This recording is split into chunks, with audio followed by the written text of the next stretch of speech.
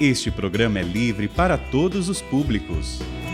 Estamos estudando a carta aos Hebreus no programa Bíblia no Meu Dia a Dia.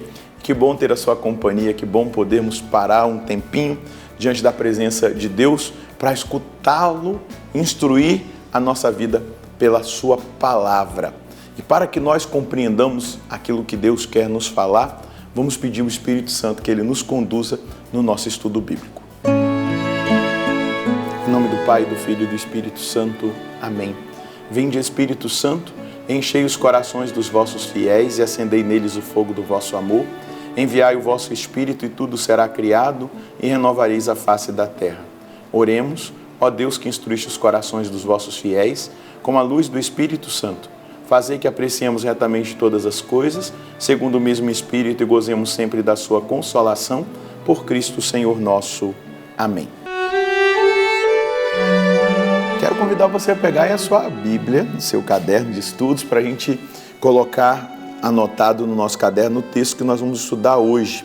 Hebreus capítulo 4, versículos de 14 a 16.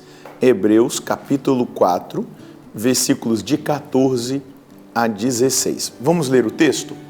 Quanto a nós, temos um sumo sacerdote iminente que atravessou os céus, Jesus, o Filho de Deus. Por isso, mantenhamos firme nossa profissão de fé.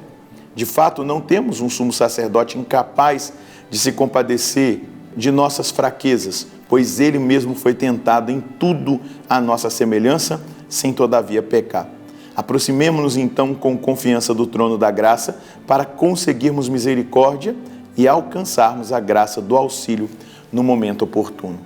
Veja bem, o autor da carta aos Hebreus, ele está querendo afirmar algo importante, que Jesus, esse sumo sacerdote iminente, que atravessou os céus, ele experimentou na sua própria carne a tentação, todavia sem pecar.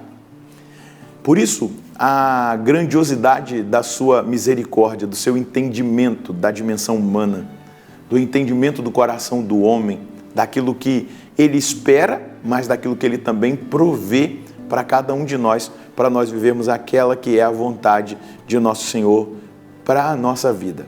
Então, quanto a nós, nós temos um sumo sacerdote iminente que atravessou os céus. E como que ele atravessa os céus? Ele atravessa se oferecendo como sacrifício, oferta pela salvação de cada um de nós. Ele morre, mas ele ressuscita e ascende aos céus. E quem é esse sacerdote? Jesus, o Filho de Deus.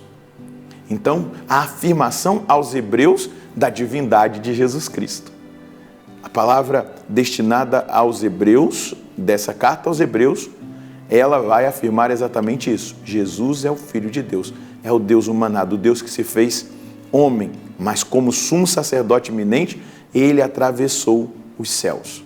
Então, ele conquista os céus para nós com o sacrifício, com a oferta, com a morte, com a ressurreição, na forma de sacrifício, altar e sacerdote. Ele é vítima, ele é o altar e ele é o ofertante, ele se oferta a si mesmo.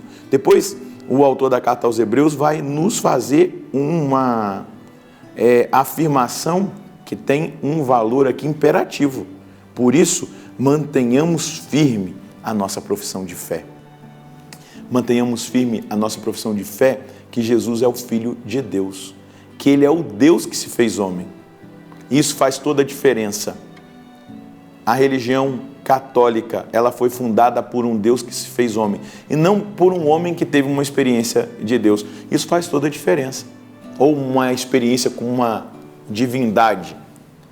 Então, nós precisamos compreender o valor daquilo que está sendo afirmado e o valor da nossa profissão de fé. Nós estamos no mundo relativista, da ditadura do relativismo, aonde parece que quer equiparar tudo. É como se tudo fosse igual. Se você professa essa fé, se você é isso, você é aquilo, é tudo igual, não é? Não. Deus se fez homem e Ele instituiu uma igreja. E é aqui nesta igreja que nós professamos a nossa fé. Nós não condenamos ninguém, existem sementes do verbo em todas as partes, porque Deus, Ele se aproveita, porém, a fé verdadeira e que nós devemos manter a nossa profissão de fé é a fé cristã, a fé católica, a instituição dessa igreja. De fato, versículo 15, não temos um sumo sacerdote incapaz de compadecer das nossas fraquezas. Ele não é incapaz de compadecer das nossas fraquezas, ele não é uma pessoa indiferente, ele não foi colocado num posto de autoridade. Não, ele não é incapaz de compadecer das nossas fraquezas, pois ele mesmo foi tentado em tudo à nossa semelhança, sem todavia pecar. Ele nasceu na nossa natureza humana, ele viveu na nossa natureza humana, ele enfrentou as tentações da nossa natureza humana, os sofrimentos, os padecimentos da nossa natureza humana. Então ele se compadece das nossas fraquezas, pois ele mesmo foi tentado em tudo, só não pecou.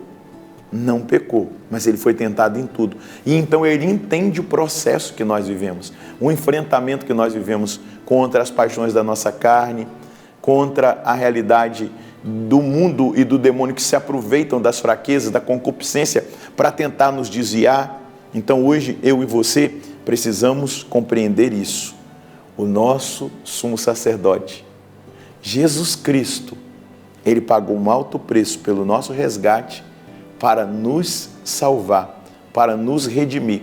E nós temos acesso ao coração misericordioso do Senhor. A palavra da carta aos Hebreus nos revela essa grandiosidade, essa beleza, essa obra de Deus.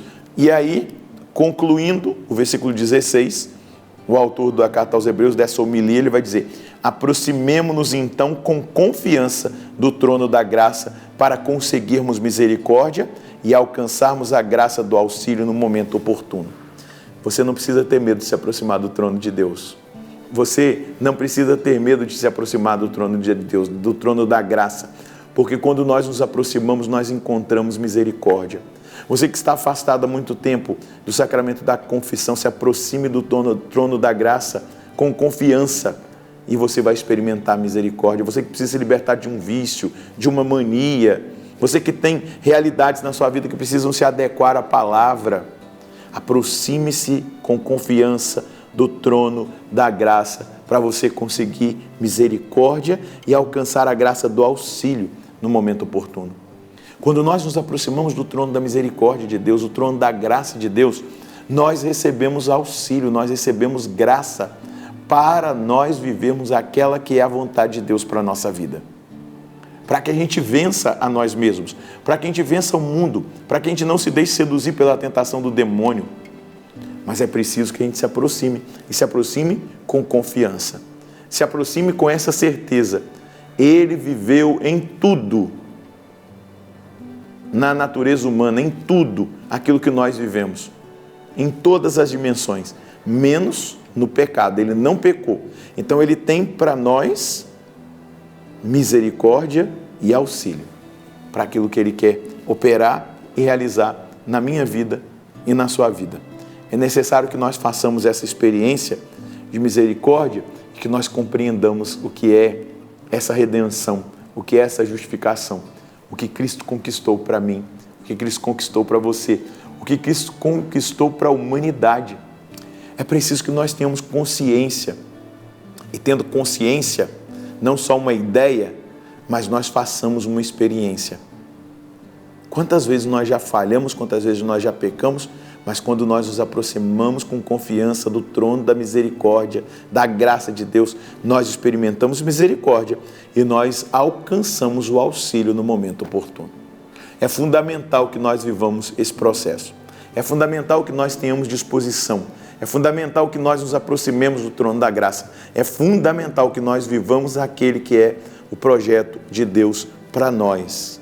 O projeto de Deus para nós é um projeto de salvação. É um projeto de misericórdia, é um projeto de graça, é um projeto de vida eterna, é um projeto de salvação.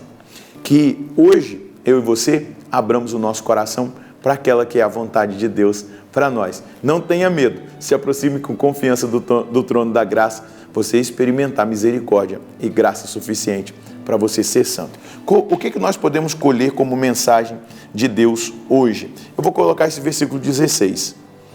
Aproximemo-nos, então, com confiança do trono da graça, para conseguirmos misericórdia e alcançarmos a graça do auxílio no momento oportuno. Essa é a mensagem que eu colho do texto que nos foi oferecido por Deus hoje, da carta aos Hebreus. Porque nós precisamos ter confiança naquilo que Cristo conquistou para nós.